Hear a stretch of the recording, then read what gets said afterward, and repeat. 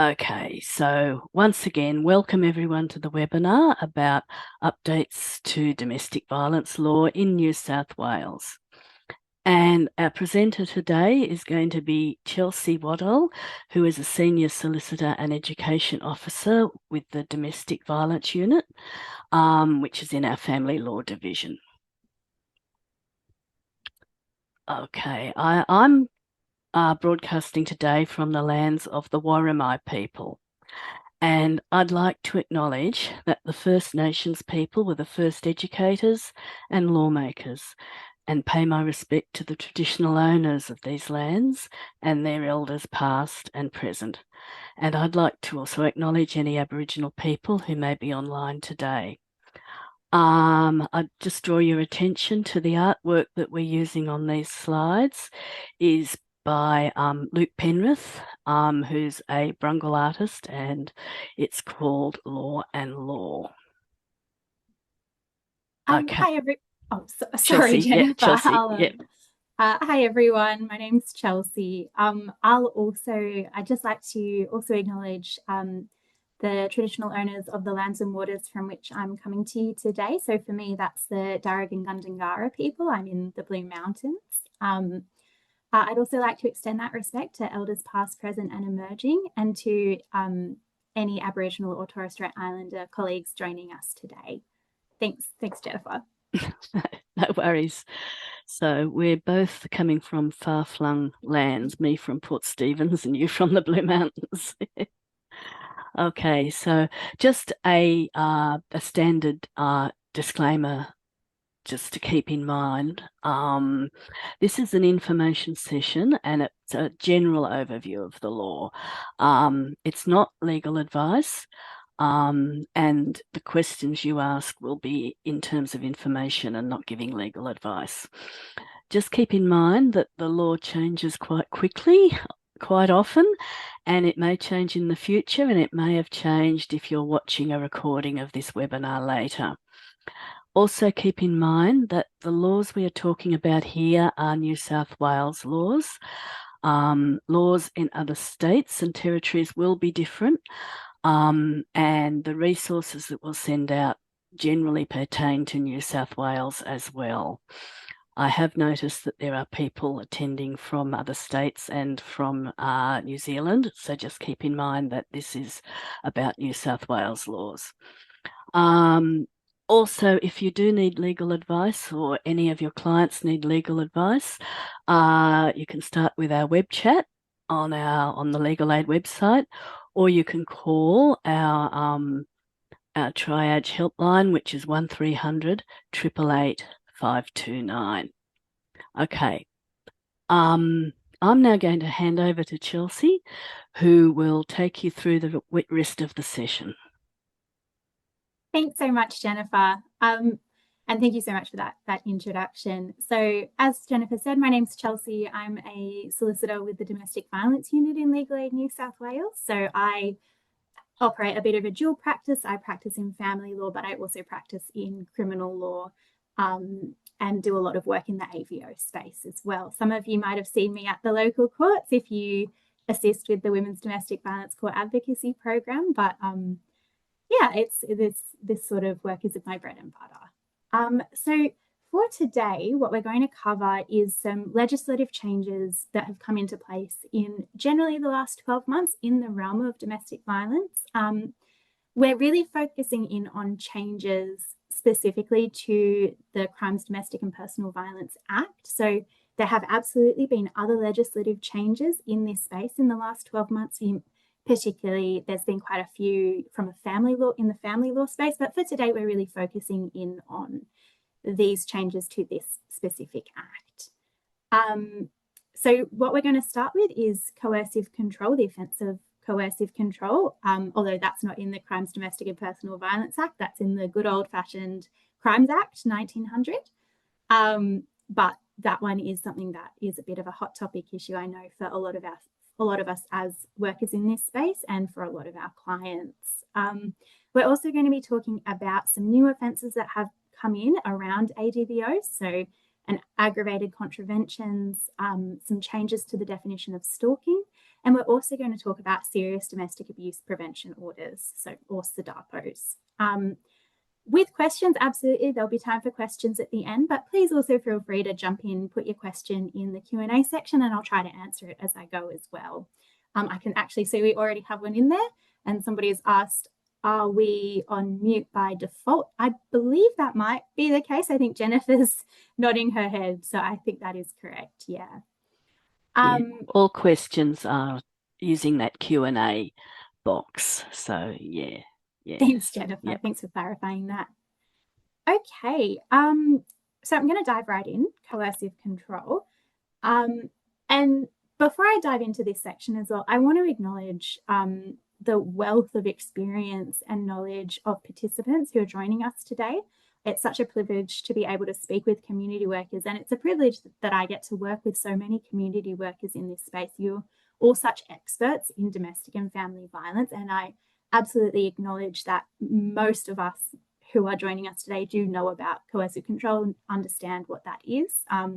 Not going to be, I'm mostly focusing in on the criminal offence rather than the concept of coercive control, but we will touch on that a little bit. So for the new offence, so from the 1st of July 2024, coercive control became a criminal offence in New South Wales. That change occurred after quite a significant period of law reform and review. It's based on an offence that was originally, I don't think it was the first in the world, but it is based on the offences in the United Kingdom. And similar offences have been put in place in other states and territories in Australia as well. So from the 1st of July 2024, it became a criminal offence when a person uses abusive behaviours towards a current or former intimate partner with the intention to coerce or control them. So this criminal offence has sort of two parts to it. So the first part is that the person uses abusive behaviours towards a current or former intimate partner, and that person has the intention to coerce or control them. So all criminal offences have one or two parts, and sometimes those parts are physical elements and sometimes those parts are mental elements. So for this offence, we have two parts. We have what we call, and I promise I won't veer into too much Latin generally, but we have the physical act in if we're wearing our legal hats, we call that the actus reus. So the physical act, the actual act of the criminal offence is abusive behaviour towards a current or former intimate partner. But this offence also has a mental part, a mental element. We call that the mens rea. So it's that they do these acts with the intention to coerce or control someone. So it's that two-part test. So if we go into sort of understanding what is the law talking about when we're talking about abusive behaviours. So there's actually some really, really good resources that you can share with clients about abusive behaviour and coercive control. So the New South Wales government has put together some really fantastic resources in plain English. There's little videos, there's animations, and they're also translated, the videos, so that can sort of demonstrate to a client, a general member of the public, what might this look like in practice? We can talk about abusive behaviours in theory, but what does it actually look like? I really recommend looking at these resources and directing clients to them if they have questions about coercive control. And if we just think a little bit more generally about coercive control, what is it? What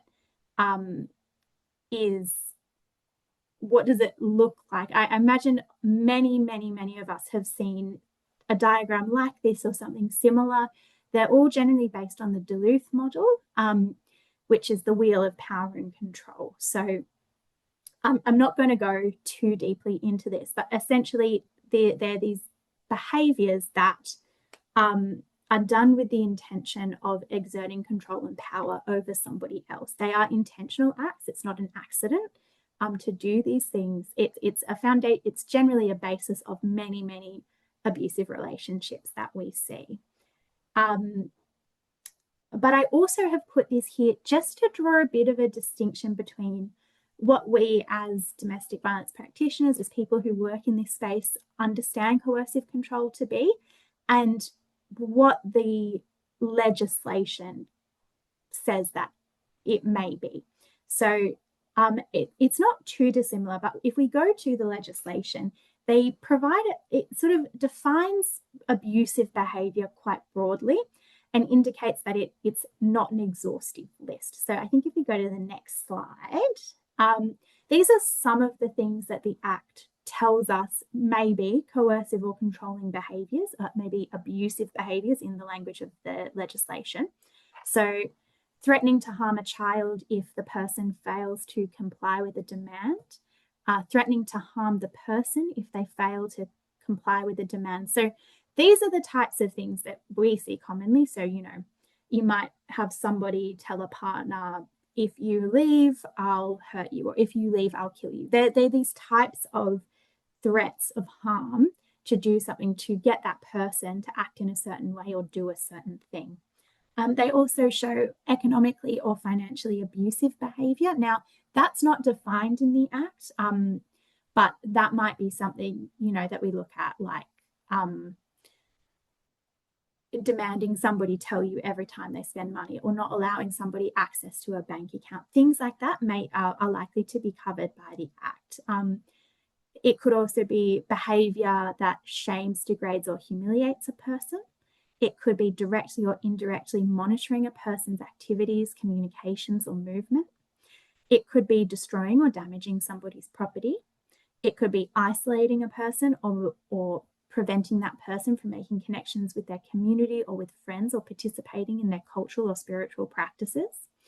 It could be injuring or causing the death of an animal, or making threats to do so. Or it could be anything that restricts that person's liberty or unreasonably regulates their day-to-day activities. But again, this isn't an exhaustive list. The Act really defines abusive behaviour very, very broadly. What it is, I think, trying to capture is that coercive control, it is a course of conduct. It's not a one-off isolated incident. It's this pattern of behaviour. And so that's what the legislation is trying to capture. So if I can leave everybody with some hot tips about the offence of coercive control, the first thing, and I think if we just pop to the next slide, the first thing to note is that it's not actually called coercive control. And I've been a bit slack today. I've been calling it coercive control, but the offence is actually called abusive behaviour towards a current or former intimate partner. That's a little bit wordy, so it is just easier to call it coercive control. At the moment, it only covers intimate partners. It doesn't cover children. It doesn't cover any type of domestic relationship other than an intimate partner. Now, there is a review upcoming. I believe it's happening this year, potentially next year. I'd have to get back to you on that, but that is looking at this offence as a whole, and it may be that that's something that they look at as well. It does only apply to adults. Children can't be charged with this offence. It's about adult intimate relationships. And something that I find sometimes quite difficult to explain to clients is it only applies from the 1st of July 2024.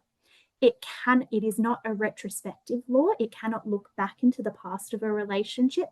It is only from the 1st of July 2024. And that's something that can be really difficult for people who have experienced coercive control to accept or to understand, because of course these things have happened to them for much longer. But for the purposes of this offence, it can only be based on acts from that point in time. So what the prosecutor has to prove is a course of conduct, which is what I was talking about before. So it's not an isolated incident, it's a pattern of behaviour. And where it happened matters. So this is an offence in New South Wales. So the core acts that comprise the course of conduct have to occur in New South Wales.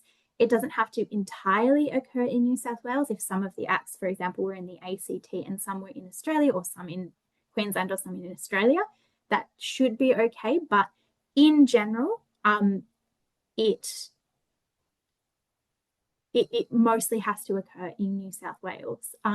But we are seeing sort of other states and territories already have similar legislation. So it may be that if a client has mostly experienced something in a different state, that state may have similar legislation that person can pursue. It has a 7-year maximum penalty, so it is quite a serious offence. However, something to keep in mind is that most of these charges are likely to proceed in the local court. And in the local court, the maximum amount that the local court can sentence somebody to for a single offence is 2 years imprisonment. So unless this offence is being dealt with on indictment, so unless this offence is being dealt with in the district court, in practice, the maximum penalty is more like 2 years. And there is a defence available. So the defence available is that the person must be able to show that their conduct was reasonable in all the circumstances. Now, what reasonable in all the circumstances looks like is, I'm not too sure. We don't have a lot of reported cases about this offence yet, or how it would function. Oh, goodness me. I'm so sorry. I'm just going to mute myself for a moment while my dog goes.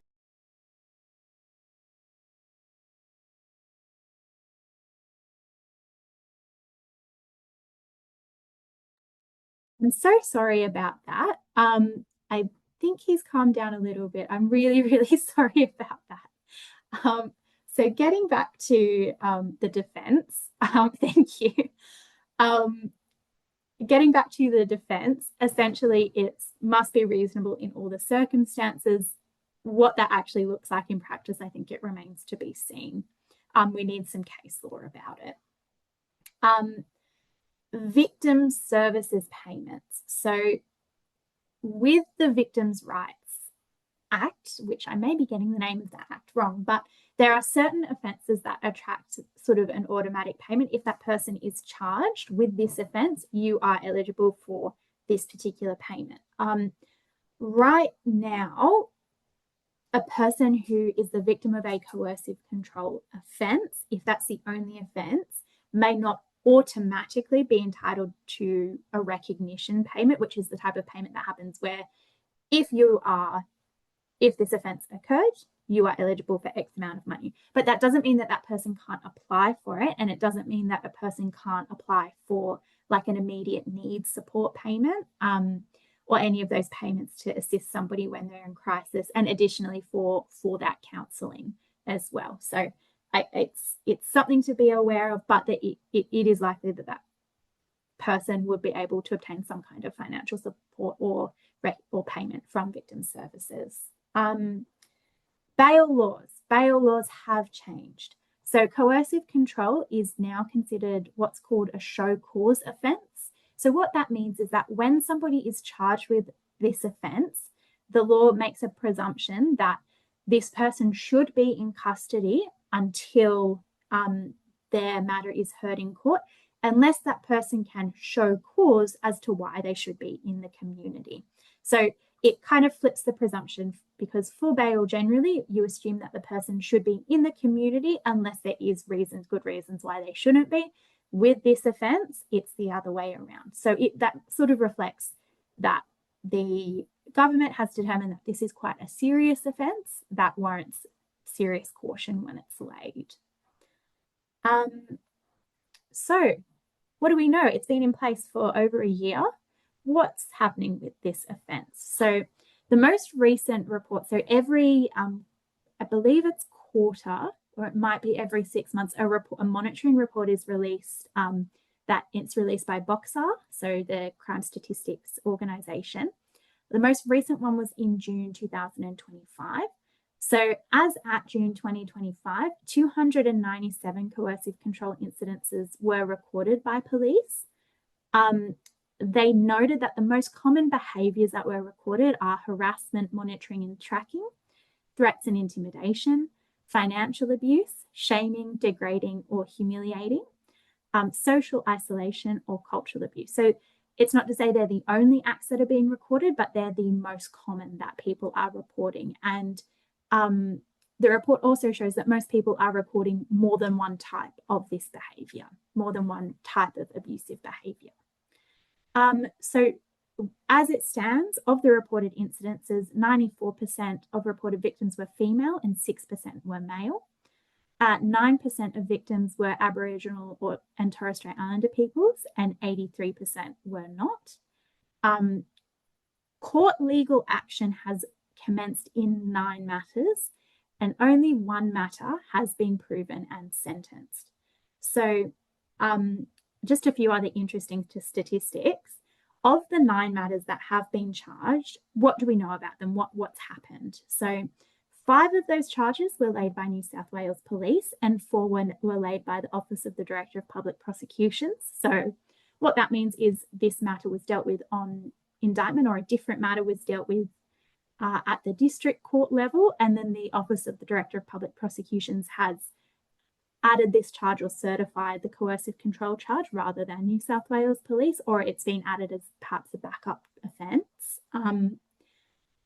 One of those charges has been proven. That person did receive an intensive corrections order. 2 of those charges were withdrawn by the prosecution. And as at the most recent report, 6 remained before the court. Now, they may have finalised at this point. We don't know. We don't have that data yet. I'm not too sure when the next monitoring report will be released, but certainly it's very much a watch this space. So while at first blush, it does seem like not a lot of charges are occurring. We've got a very large amount of reports being made, incidents being recorded, but coercive control. Sorry, if we could just pop back, Jennifer. Thanks. So a large amount, so that 297 number, that's quite large. So at first blush, it sort of looks like, well, not a lot of charges are happening. But of those 297, in 129 of those recorded incidences, a different offence was charged. So somebody's come and they've reported behaviour that of some of it was those abusive behaviours, but police have determined that another criminal offence has occurred and they have laid that charge. So it's certainly interesting to think about. And I think we now could go to the next slide. Thanks, Jennifer. So there is an expected delay in prosecution. So when this offence first was enacted, there's always been an expectation that there would be a delay in prosecution. So why is that? Well, because it takes a long time to build public awareness for this type of offence, and also to start taking the reports. Sorry, I'll just pause there for 1 second because we've got a question. So somebody has asked, where do you go to find out about key legislative changes in New South Wales? That's a really good question. In terms of best resources to look at, very often there's publications around these things when they happen, but I can certainly have a look into kind of some websites that might be helpful for you to keep an eye out for when these legislative amendments are happening.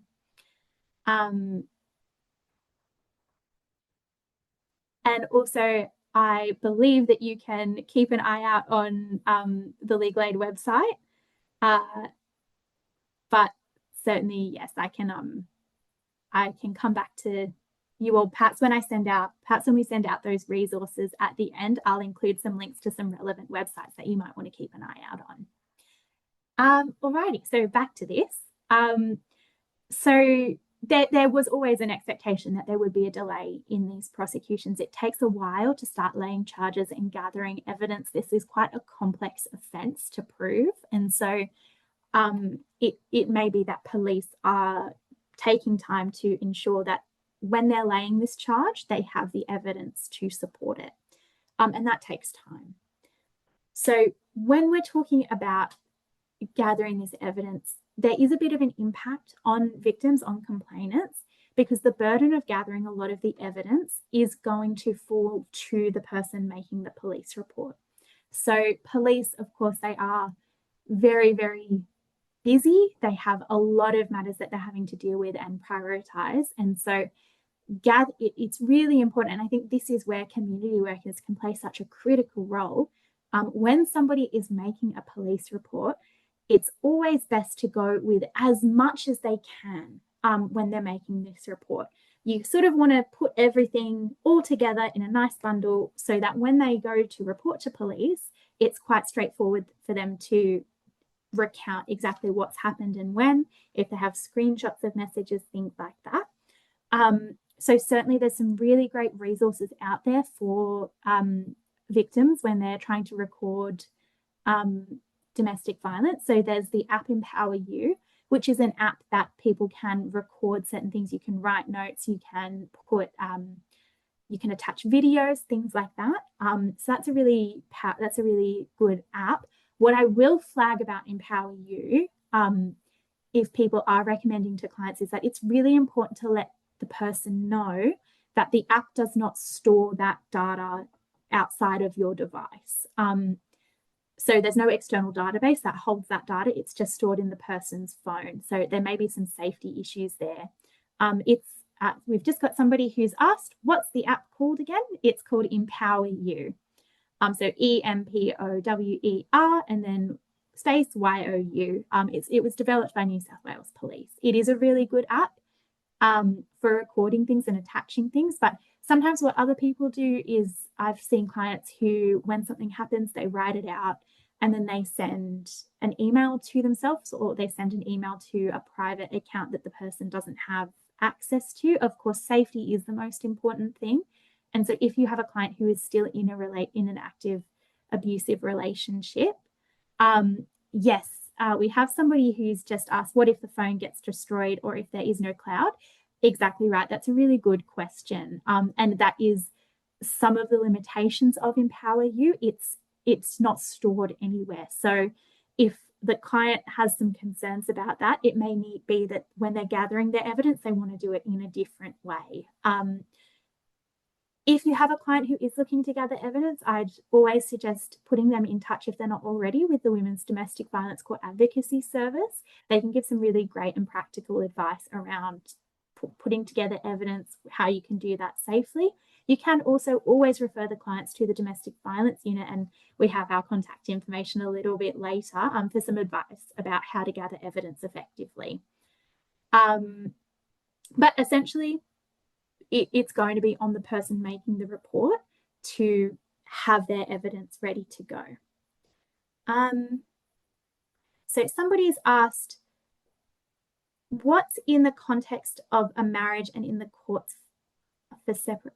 I'm so sorry to that person. I'm just not quite sure what you mean by your question. If you could maybe write a fresh one, and I can try to answer that. If we're perhaps talking about the criminal offence and how that might be used in the context of family law courts, it's a little bit outside the scope of what we're talking about today. But in general, domestic and family violence is a factor that is taken into account in some ways, in many ways in the family law space, but it's just a bit outside the scope of what we're speaking about today. So the other thing I wanted to flag is that the misidentification is, oh, I'm so sorry, we've just got that person who's written back. So this person has asked, the matter is in court soon. There is a coercive control perpetrated by one parent to the other. Can that be used to defend the victim or work in their favour? No worries to that person. It's a difficult system to work out. So look, that's quite a specific question, and very much depends on the facts of the case, what matter is in the court. So I'm not going to be able to answer that. Just a little bit outside the scope of what this presentation is today, but certainly there's so many great resources on what happens in family law court. There's some really great resources on the Legal Aid website about what the court looks at, what the family law courts look at when they're making decisions about children. There's some really great resources on the Federal Circuit and Family Court of Australia website. And there's also a really great resource called family violence law help, which sets out a lot of this as well. So I'll include those in the email that we send around as well. So just going back to the point of misidentification. So what is misidentification? Misidentification is where the police have charged one person with a criminal offence or taken out an AVO against one person, but in actual fact, they're the victim, they're the primary victim of that violence. This is something that the review group is very much alive to, and it is something that's going to be included in the review. So in general, with coercive control, it's still early days and very much a watch this space. So it will certainly be interesting to see what occurs with this offence moving forward. So if we move on to some new offences about ADVOs. So New South Wales has recently introduced 2 new criminal offences for contravening an apprehended domestic violence order. So the 2 offences are, the first one is knowingly contravene an ADVO with intent, and the second is a persistent contravention offence. These changes commenced on the 1st of December 2024. I think if we could just hit next, Jennifer.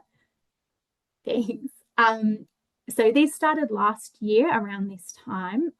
They have higher maximum penalties than your standard contravene AVO offence, and they're intended to give police more charging options and increase the penalties available to the court for contraventions, specific types of contraventions of ADVOs. So if we go to this first one, knowingly contravene AVO.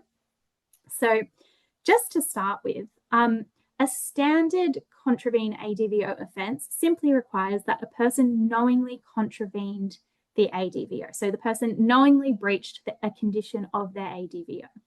It doesn't require that that person did that breach with the intent to do anything else. So as we talked about before, some crimes have those 2 parts, the physical element and the mental element. For a standard contravention, it only requires that the person not contravened the AVO and they knew that they had contravened it. So still has that mental element and that physical element, but it's quite a simple mental state that person has to have. They just have to know they breached the AVO. So things like, if you text a protected person and there's a no contact ADVO in place, you've texted that person, it's pretty hard to say you accidentally texted someone, you didn't fall and the message wrote itself out. That's quite a simple distinction to make. There is, of course, a defence to contravening a standard ADVO, which is where, you had a genuine mistake around what the condition of that AVO was. So this is a standard offence. It has a maximum penalty of 2 years in prison or quite a large fine. But the intentional defence is different. It is a more serious class of offence. So what it requires to prove this offence is that the person knowingly contravened the AVO, and they did so with an intention to cause the protected person physical or mental harm, or to cause them to fear for their safety or another's safety. So what this offence really is trying to do, I think, is to create a more serious class of contravention. So to create a distinction between what we might consider something like a contact breach, an offence that is still a breach, that is still, of course, serious. All breaches of an AVO are serious and should be taken seriously. But of course, prior to the introduction of this offence, there was no distinction in terms of maximum penalty between somebody who's sent a message to somebody when there's a no contact AVO saying good morning, versus somebody that has sent a message to somebody saying, I'm going to kill you for taking out this AVO. Obviously, both are serious, but the court and the police were somewhat limited in the penalties that they could impose for those offences. So what this does is it creates a more serious penalty. So the maximum penalty for this offence is 3 years in custody or a fine of 100 penalty units. So if anyone knows a penalty unit at the moment, the going rate is $110. So a fine of 100 penalty units is actually pretty hefty. It's an $11,000 fine, I think, unless I've done my math wrong. It's not my strong point. I always say I'm a lawyer and not a mather, but I believe it's $11,000. So if that person is found not guilty of that intentional offence of contravening an AVO with that intent, they can still be found guilty of a standard contravention. So even if the prosecution is unable to establish to the court beyond reasonable doubt that that person did that act with the intention of causing the protected person physical or mental harm or to fear for their safety or another person's safety, that person can still be convicted of the standard contravene ADVO offence. So if we move on to the persistent offence, so this is an offence where somebody contravenes an AVO 3 times or more within a 28-day period. And that person, sorry, let me rephrase this. So a person contravenes the AVO 3 or more times within 28 days, and a reasonable person would consider the conduct is likely to cause physical or mental harm or fear of safety of the protected person or another person. So that the parts of this offence are that we've breached the AVO 3 times, and if we took somebody off the street and put them in the victim's shoes, would that person have considered that the conduct is likely to cause physical or mental harm or a fear of safety for the person or another person? So it's that, and that's what we call an objective test. It's not necessarily what the pin-op themselves felt, but what a standard reasonable person would have felt in those circumstances. Now, the breaches can occur against the same person, but on a different AVO. So, of course, some people may have multiple AVOs protecting the same person at one time. The breaches can also be on the same AVO, but to a different protected person. So it may be that you have a mother and her children on the ADVO protected, and there's a breach in relation to the mother, but there's also a separate breach in relation to the children. That could still be considered form part of the breaches of this offence. And it doesn't matter whether the AVO is only an interim or a provisional ADVO and not a final ADVO, this offence can still be laid. If somebody, again, like the other offence, if somebody is found not guilty of this offence, they can still be found guilty of a standard contravention AVO or of that intentional offence. Now, this offence is pretty serious. So it carries a maximum penalty of 5 years in prison or a very large fine. So again, it's providing the court with some different sentencing options to reflect the seriousness of the conduct that's occurring. So statistics, what do we know about this offence, these offences, and how many prosecutions we have? So at the moment, there's not really any sentencing data available for these offences, and that's because they're pretty new. We don't know what people have been sentenced when they've been charged and convicted of these offences just yet, but that data will be coming. According to the police, as of July this year, 170 charges had been laid for the intentional defence, so that contravene AVO with that intention to cause a person fear. And 142 charges have been laid for the persistent breach offence. There's been a total of 37 convictions and 14 resulted in terms of imprisonment. So this does seem to be an offence that police are charging. They are utilising this offence to charge people with it, and the courts are sentencing people for it. So there has been some uptake there. So if we move on to some more changes, the definition of stalking has changed. So previously, stalking was defined as something that involved a person watching somebody or watching where they lived or worked or went. It had quite a focus on physical acts, so going to a place, watching a person. The definition has now been changed to explicitly include monitoring or tracking of a person's activities, communications, or movement by technology or another means. And and whether or not the monitoring or tracking involved that person actually making contact or approaching the person that they're stalking. So it's not to say that prior to this change that if something was stalking digitally or there was tech abuse or something like that, that it wasn't pursued by police, but this just makes it very clear in the legislation that these acts, this electronic monitoring, is still stalking and it is still a criminal offence. So I think this is something that we're definitely seeing more and more of as a practitioner in this space, particularly with young people. The amount of digital monitoring is quite alarming. And I'm sure that that's something that many people who are joined today have also observed. So it's certainly great that there's more clarity in the legislation here. So the last topic that I wanted to touch on was something that people might have heard of, serious domestic abuse prevention orders, or SDAPOs. As in the law, we love a terrible acronym. SDAPO is no different. I'm going to run with SDAPO, but I recognize it's a bit of a mouthful. So these are orders that impose certain conditions on somebody for an extended period of time. They're modeled on serious crime prevention order legislation. So you may have heard of that in the context of sort of gang involvement, bikie gangs, things like that.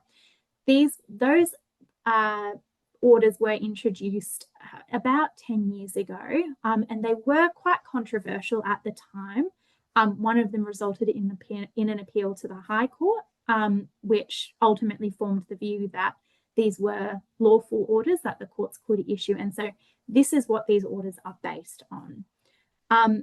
So who can seek these orders, who can make an application for them? The Commissioner of Police or the Director of Public Prosecutions. So these aren't something that individuals can apply for. There are no private applications for SDAPOs. Only the police or the DPP can apply for them. They commenced on the 29th of September this year. So very, very new. We don't have any data about SDAPOs. We don't know if any have been taken out at this stage. There's not that publicly available data yet. But definitely keep an eye out for it. It's something that I'm certainly looking at. It's a very interesting space at the moment. And something to understand as well is that the local court and the Supreme Court can make these orders, but there are certain types of orders that only the Supreme Court can make. So if we move to sort of what are the criteria for somebody to get these orders? So one criteria is for people who have been convicted of certain offences, and one criteria is for people who have not been convicted of certain offences. And I will just explain as well, what sorts of things are these orders likely to contain? So the legislation doesn't actually list any specific conditions that a SDAPO can have, in the same way that the legislation for ADVOs actually doesn't, the legislation itself actually doesn't list what conditions an ADVO can have. But it's very likely that a SDAPO would sort of have things that restrict perhaps interaction with certain people, possessing more than one mobile phone, possibly even having certain dating apps on your phone, things like that. It's likely that those are the sorts of conditions that the police or that the DPP would seek to impose on people. So for what does the court have to look at when making one of these orders for somebody who has been convicted of a domestic violence offence and a serious domestic violence offence? So firstly, the person has to be 18. A SDAPO cannot be taken out against a child, but it can rely on conduct that occurred when that person was 16 years or above. So there's a bit of a grey area there. But essentially, the court has to be satisfied that during the last 10 years, when that person was at least 16 years of age, they had been convicted of 2 or more domestic violence offences with a maximum penalty of 7 years in prison or more. So we are talking about serious offences. So offences that carry a maximum penalty of 7 years or more are things like a reckless wounding, a reckless infliction of grievous bodily harm, sexual assault. things like that, serious offences. Of course, to acknowledge that all offences are serious, all domestic violence is serious, but what STDAPOs are trying to capture is a class of offender that is engaging in these quite serious violent acts. And so they have to meet those criteria, and the court also has to be satisfied that there are reasonable grounds to believe that the order would protect a family member of the person, a former, current, or potential intimate partner, or somebody that is in a domestic relationship with a current or former intimate partner. So what does this look like in person? What it looks like is, family members, brothers, sisters, mothers, fathers, current or former partners. And it's also trying to capture situations where you have somebody that becomes a risk to a partner of a former partner. So we've all seen situations where somebody separates from an abuser and then they repartner, and then the abuser then becomes a threat not only to their former partner, but to their former partner's new partner. So that's what it's trying to capture. So the local court are able to hear applications of these orders for this class of defendant. So persons who were convicted of a domestic violence offence with a maximum penalty of 7 years or more. Something to keep in mind as well is that STDAPOs are not criminal convictions in the same way that ADVOs are not criminal convictions. They're civil law orders that impose certain conditions on somebody that will have criminal consequences if they're not followed. Why that distinction is important is because it changes the standard of proof, which will become relevant when we think about the second class of potential defendants, and that is people who have not been convicted of any domestic violence offence. So this one's quite interesting. So the police or the DPP can seek an order, a STDAPO, against somebody that has been charged with but not convicted of a serious domestic violence offence or serious domestic abuse activity. And we'll talk a little bit later about what serious domestic abuse activity is. But essentially, again, they have to be over 18. They cannot be a child. But what the court needs to be satisfied of that in the past 10 years, that person was involved in serious domestic abuse activity. And then they have that same reasonable test, so that the court has a reasonable belief that the order would protect a family member of the defendant, a former or current intimate partner of the defendant, or a person in a domestic relationship with an intimate partner of the defendant. So same test there, but the main distinction is that this class of respondent can include somebody who was previously charged and acquitted of a serious domestic violence offence. So this person may have been found not guilty of this criminal offence at a hearing, but the police and the DPP can still seek a STDAPO against them. However, only the Supreme Court can make this order. The local court cannot make this type of order against a defendant. Only the Supreme Court can. So if we look at, we've used terms like serious domestic abuse activity. Oh, sorry, if we could just go back to the previous slide, thanks.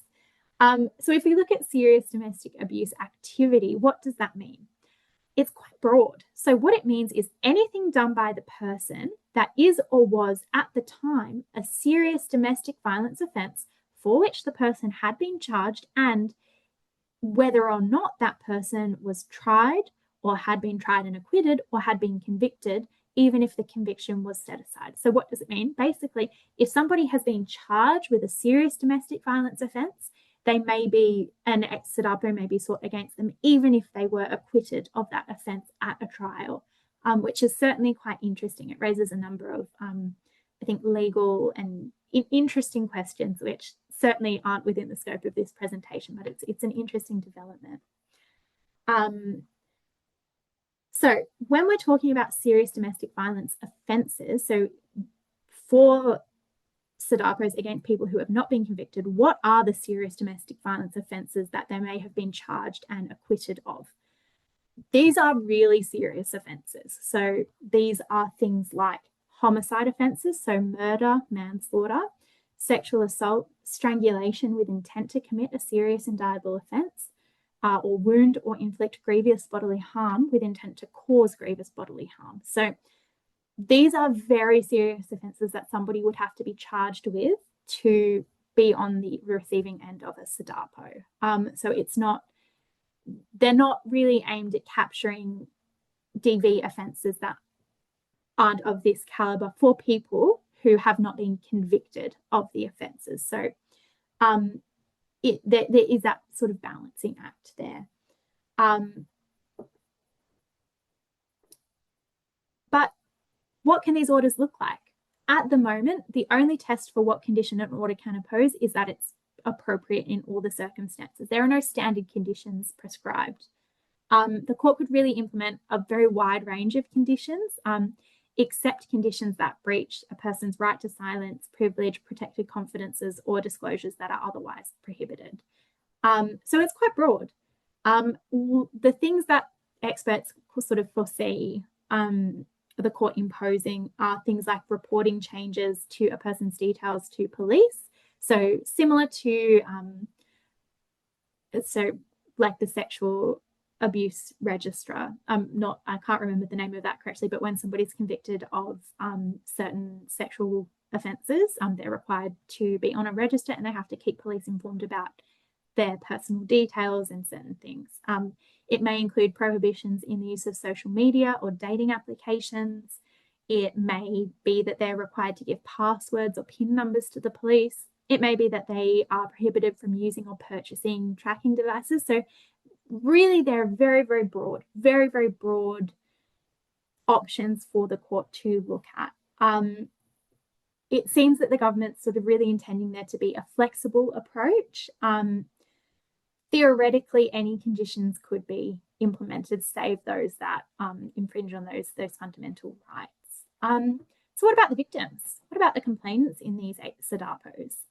At this time, if the court is looking at making an order or varying an order, the court is required to have regard, if available, to the views of any family members of the person, any former or current intimate partner of the person, or any person in a domestic relationship with that intimate partner of the person. So while the court is required to have regard to the views, at this time, there is there is no standing for a protected person to seek a variation or revocation of a STDAPO. So in the ADVO world, we assist clients quite a lot with looking at changes to ADVOs. Protected people have standing to bring applications to vary or revoke ADVOs. Not so with STDAPOs. But why I say no standing at this time, it may be that this is something that is looked at in future. So very much these are so new, we just don't have a lot of data about how they're going to work in practice. So definitely watch this space.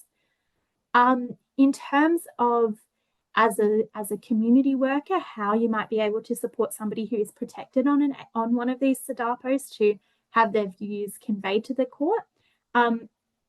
Likely the best way to go about that is advocacy with police to ensure that their views are available to the court around any orders or conditions. And perhaps the best forum to do that may be a safety action meeting. But certainly that liaising is going to be really important, I think, given that they don't currently have standing with these orders. So that brings us to the end, I think, with 4 minutes to spare. So if anyone has any questions, please feel free to pop them in. But thank you so much. And I'll also flag as well, I think Jennifer has our contact information for the domestic violence unit on the next slide as well. And the slides will be circulated. But please, if you have any clients that you think would benefit from legal advice about any of these changes, please feel free to refer them to Legal Aid or the Domestic Violence Unit. Okay, we So do have some questions, so I'll just yes, give your voice a little rest while you thank you. I while might you have have a some water. glass of water, and we'll just wait for a few more questions to come in. Just while we're doing it, I'll just flip to our end bit, and then we can sort of come back to the questions. Um, we'll send you information about all of this in the resources email we send in about an hour after the webinar, and that will have these details as well of the domestic violence unit. And just to keep in mind that the community legal education branch is organises these webinars and facilitates these webinars. You'll get an evaluation survey email in about an hour as well, and we'd appreciate your comments very much. Also, we've recorded this webinar so you can listen to it. I'm not quite sure when we'll get to put it up on YouTube because our person who does this is a bit flat out at the moment, but it'll be before Christmas. And you can also listen to lots of other webinars on lots of other topics on that YouTube channel. And don't forget to subscribe to our alert for all of our webinars next year. And now we shall go back to the questions that we have. Firstly, we have a question, which is, what is a safety action meeting?